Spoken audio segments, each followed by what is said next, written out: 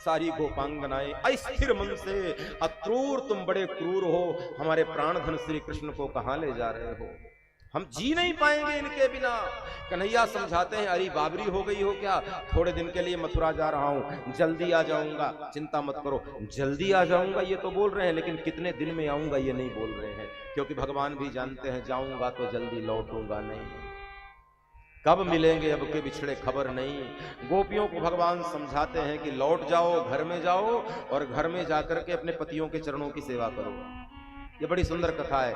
भगवान ने कहा घर जाओ, पतियों के चरणों की सेवा करो, तो गोपियों ने धीरे से पूछ लिया, वाह आज तो बड़ा अच्छा प्रवचन कर रहे हो तुम, क्या करें हम घर में जाएं और पतियों के चरणों की सेवा करें? बोले हाँ। तो एक बात और बता दो प्रवचन करता महोदय।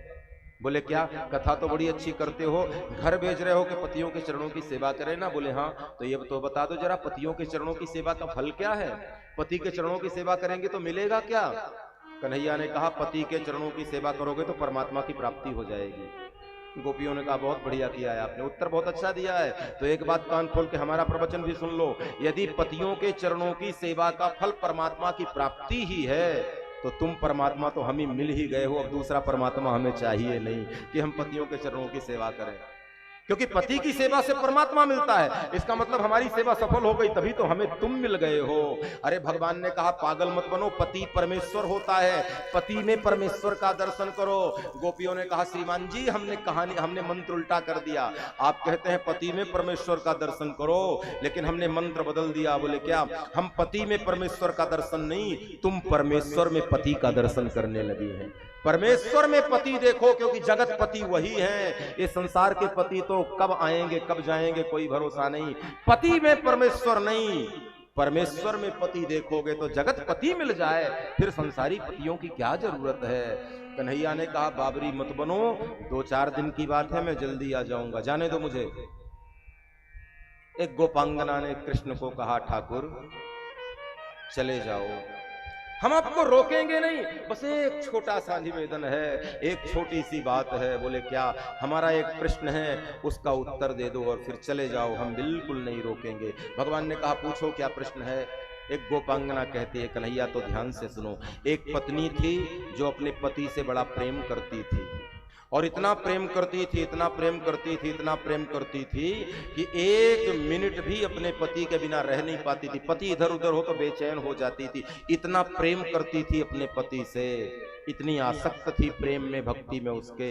और एक दिन की बात है ठाकुर जी, उसके पति को 6 महीने के लिए परदेश जाने का अवसर आ गया, और जैसे ही 6 महीने के लिए परदेश जाने का अवसर आया, तो ये प्रेम करने वाली पत्नी पति के चरणों में गिर गई, दोनों चरणों को पकड़ लिया और कहा, मैं आपके बिना जी नहीं पाऊंगी, आपके बिना रह नहीं पाऊंगी, मुझे भी साथ में ले चलो। कहते हैं, ये पति कहता है, प्रिय मैं तुम्हारे बिना भी नहीं रह सकता, लेकिन घर में मेरे बूढ़े माँ बाप हैं, उनकी सेवा कौन करेगा, उनको भोजन कौन देगा, केवल 6 महीने की तो बात है, अभी गया और अभी आया, मुझे जाने दो, बाधा मत उत्पन्न करो, क्योंकि बूढ़ी माँ की सेवा कौन करेगा। पत्नी बेचारी कहती रही, लेकिन पति को जाना जरूरी था। तो पति ने अपनी एक तस्वीर निकाली और एक तस्वीर निकालकर अपनी पत्नी को दे दिया,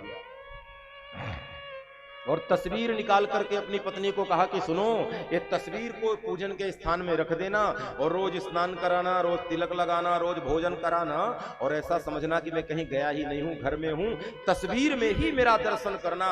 यूं 6 महीने कट जाएंगे और 6 महीने के बाद मैं आ जाऊंगा। बेचारी उस पत्नी के पास मानने के अलावा कोई चारा नहीं था। कन्हैया को गोपियां कहते हैं, ठाकुर पति परदेश चला गया और इस पत्नी के जीवन में बस एक ही काम रह गया।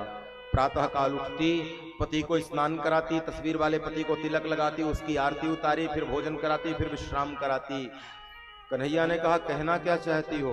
बोले, कहना ये चाहती हैं कि एक दिन की बात है, दोपहर का समय था और ये बेचारी पतिव्रता पत्नी अपने धर्मपारायण पति को स्नान करा के तिलक लगा के भोजन करा रही थी। दोपहर का समय था, उसी समय परदेश से असली वाला पति वापस आ गया। मतलब बोले ये है कि दरवाजे बंद थे, अंदर पति, तस्वीर वाले पति का भोजन चल रहा है, और बाहर सचमुच के पति ने कहा द्वार खोलो मैं आ गया हूं। और हम पूछना ये चाहती हैं, अंदर तस्वीर वाले पति का भोजन चल रहा है और बाहर सचमुच का पति खड़ा हुआ है, ईमानदारी से जवाब देना, वो पत्नी दरवाजे खोलने के लिए उठेगी कि नहीं उठेगी? बस ये जवाब दे दो, फिर हम वापस चली जाएंगे, बिल्कुल भी रोकेंगे नहीं।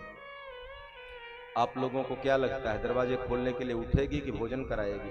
अंदर तस्वीर वाले पति का भोजन चल रहा है और बाहर सचमुच का पति खड़ा हुआ है। कन्हैया उत्तर जरा सोच समझ करके देखना, क्योंकि हम तुम्हें तभी जाने देंगे जब उत्तर असली वाला दोगे।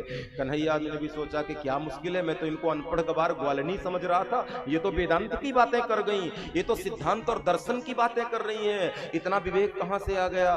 कन्हैया ने भी अपना गीता वाला ज्ञान निकाला और बहुत सोच समझ कर उत्तर दिया कि देखो, वो पत्नी दरवाजा खोलने के लिए जरूर उठेगी। बोले क्यों? इसलिए उठेगी कि वो जानती है अंदर जो पति है वो कागज के टुकड़े से ज्यादा कुछ नहीं है, असली पति तो बाहर खड़ा हुआ है। गोपियों ने कहा बिल्कुल सही उत्तर दिया ठाकुर जी आपने। बोले क्यों? इतनी देर से हम भी तो तुम्हें यही समझा रही हैं कि घर में जो पति है वो कागज के टुकड़े से ज्यादा कुछ नहीं, असली पति तो तुम हो हमारे प्रभु, और तुम्हें छोड़कर अब कहां जाएं हम?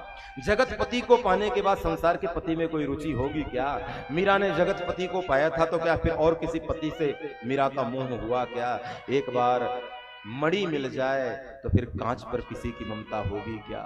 ईश्वर को पाने के बाद, जगदीश को पाने के बाद जगत में किसकी रुचि होगी प्यारे?